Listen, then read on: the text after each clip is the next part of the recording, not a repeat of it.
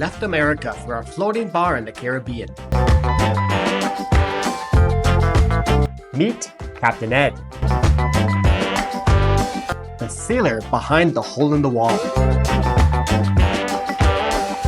where billionaires, locals, and a monkey named Chewy collide. This is his story.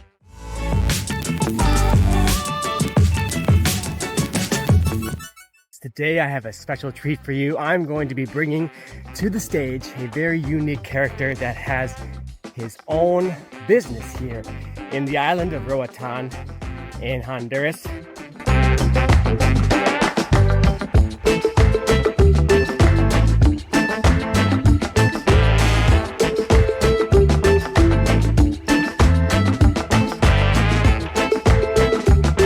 And we're going to find out what he's doing here and how he came down here and get the whole story from him directly. All right, let's head over to his spot.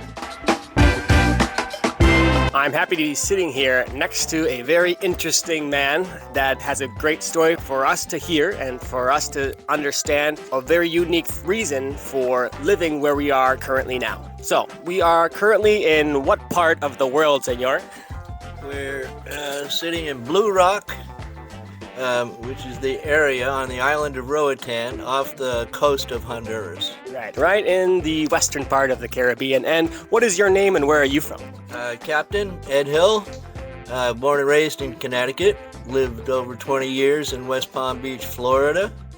Delivered a yacht down here in 2002. I was kind of looking at the time. I'm a sailor. I fell in love with the island, and that was back in 2002. Your first trip was 2002. Okay. And how many times did you come back here to visit before you moved here full time?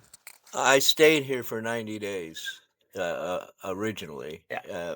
Went back up to the States, wrapped up some things, and came back. Okay, so right away after the 90 days, you said it's time, right? Yeah, that was it. I came down here, just this area for many reasons. One, I'm a diver. You know, I'm a boat guy. So this is just an awesome spot, and the weather's some of the nicest in the world.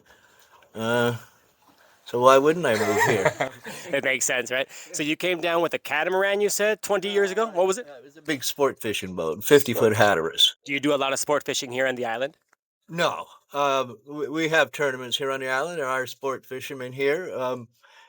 The island is mostly divers and expats now, expats from around the world. A lot of people from Czechoslovakia, Canadians, Americans, and then a sprinkle of everything else. I noticed when I drove down here, this is the area where the Czech village is, right? One of 3 Czech villages, plus there's several Czechs that live all over the island. Great. Yeah, there's a lot of Czechs. Do you do a lot of water activities? Being that you're right here on the waterfront, are there areas really close to jump in the water and go snorkeling and diving? Here, yeah. But it's still far enough away from the tourists. For now, for me. You definitely have a very nice little secluded area where if people want to come out and you have enough space to have a nice big party, you can have a big party. If not, you can have your space, right? Yeah. We have large groups quite often. Let's talk a little bit about your bar that we are looking at now. What is the name of this business? This is the Hole in the Wall. Hole in the Wall. Did you come up with this name? No, I did not. Oddly, though, I grew up, my family, we owned the Hole in the Wall in Connecticut that was just a railroad tunnel. It went underneath the railroad tracks to beach property that we own, and we own property on both sides. We just used it for a big parking lot. I have no idea what's there nowadays. It's been so long. But so I started out at the Hole in the Wall. I guess I'll finish up at the Hole in the Wall. A gentleman from Connecticut came here a few years before me and started a little bar restaurant over here. And this was always my spot when I was getting away from whatever I was doing to sail in and chill out for a couple days. I just always liked this spot. It's kind of magical. So was this the exact location that your friend had before? Almost. It was over that way a little bit, you know, and it was on the shore. Oh, it's on the shore. It wasn't a floating restaurant like that. Well, it was, but it was right up against the shore. Okay, yeah. So was that your inspiration to opening this here?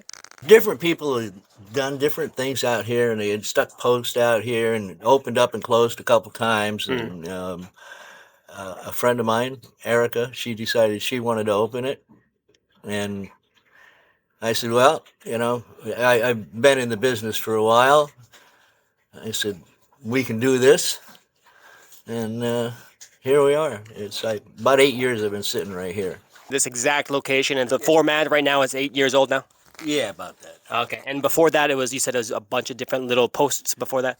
Yeah, it was just rotted to nothing back into the ocean. It was kind of gone, but we kind of got grandfathered in enough for paying back bills and taxes and yada, yada, yada, yada. The city let us do this. Okay. So there were some issues going on with the previous spots here? Whatever went on here. Yeah, you took care of that, then you established yourself here. Yeah. Okay. That was about 8 years ago. That was about 8 years ago. Well, it's looking great. You definitely have a lot of character in this business. I really enjoy seeing all the things you put into it. You put your own style into it.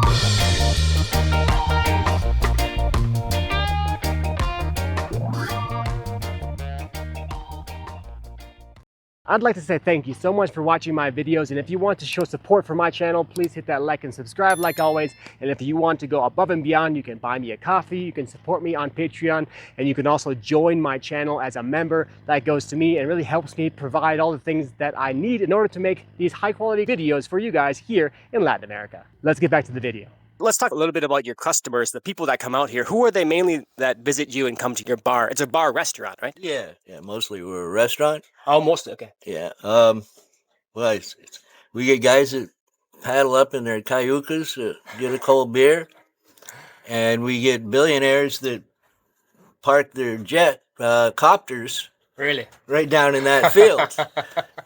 And big yachts that pull in.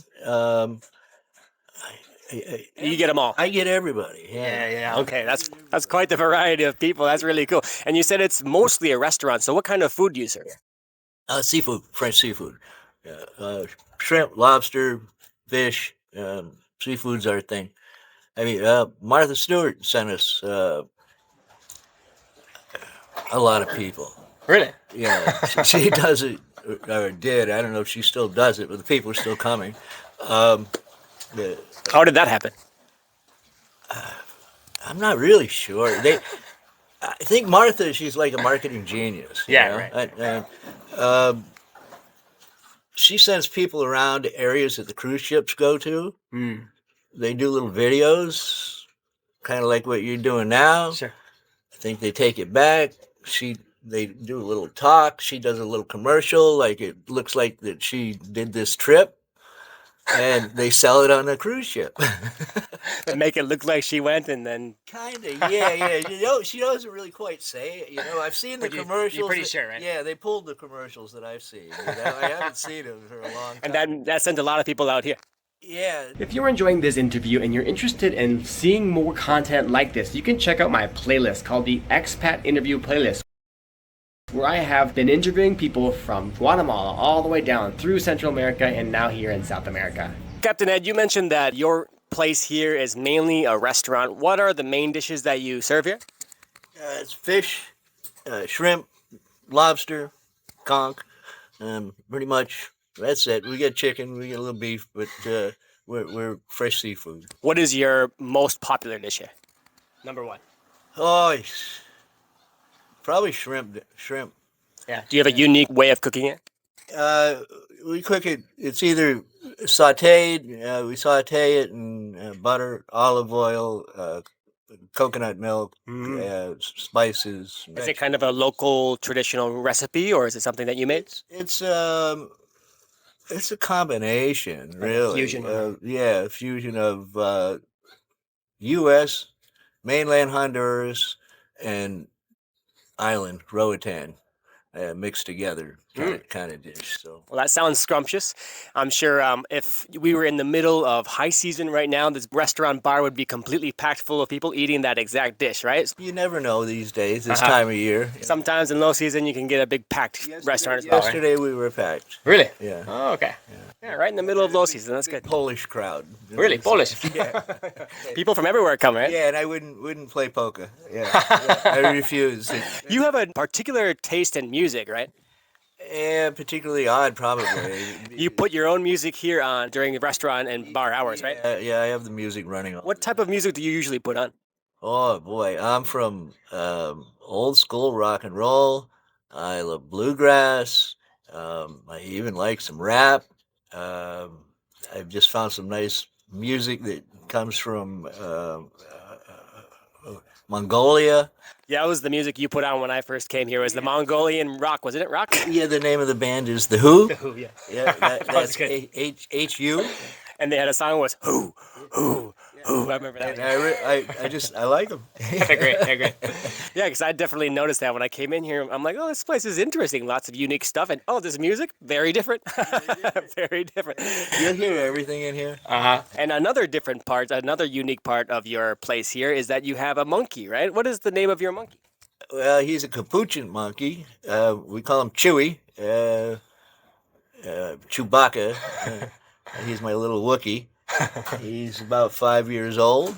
I don't know what to say. He likes some people. He doesn't like some people. My first day coming here, he didn't seem to like me, but maybe today he seems okay. You can't tell. Yeah, he's an oddball. Where did you pick him up? He was given to me as a little baby. I raised him. Really? Uh-huh. Oh, okay. Interesting story, yeah? Yeah. So he's been there by your side since he was born, huh? Yeah, right after he was born. He was glued to my hand and my arm for quite a while when he was tiny. And now, not anymore. Yep, now, yep. Yeah, we still play. Now he has a lot of energy. Yeah, we still play, but he gets too rough and he beats me up. Got those big monkey muscles, right? all 3 pounds of them. Yeah. Right. I really enjoyed hearing your story here, Captain Ed. Nice to meet you. It's absolutely awesome place you have here. If you come down here, come swing by, grab his coconut shrimp, buy a drink. Anything else you want to say to people? We accept cyber currency here. I'm not a fan of Bitcoin, not at all. But we do accept cyber currency. Okay, and I take all cyber currencies. Like I said, I'm not a fan of Bitcoin. I don't want you to blow your money on that. It's all a scam. Well, not all of it. A couple of them aren't a scam, but I'll let you figure that out. What are the main types of cryptocurrencies that people pay with here? Mostly probably Bitcoin. I have some Litecoin, Ethereum, but people that have known me a long time that are into coin, they pay me in an X coin, which XLM, XDC, and XRP. Or XRP is probably the main one. XRP is the main one. Yeah. Oh, okay. How do we get out to this location here? Google me. Well, it's hole in the wall on the map, but then how do they... Yeah, you go to Jonesville, not Jonesville Point. You give us a call or have somebody call when you get down the end of the road if you don't have a phone, and we'll send a boat for you. Yeah, and it's about a 10-minute boat ride coming out here? Yeah, about a 5-minute boat ride. Okay, super close. 5-minute boat ride? Unless you want to do the mangrove tour, and that takes a little while. That's actually what I did when I came out here the first time. Is I was on the middle of a mangrove tour, and our mutual friend Jess said, "Hey, let's go stop by Captain Ed's." I'm like, "Yeah, let's go." Drink and food stop. Hello. Good morning. All right, well, if you want to come visit Captain Ed out here, take his boat over and come grab a drink and eat some shrimp, all right? Here we got it.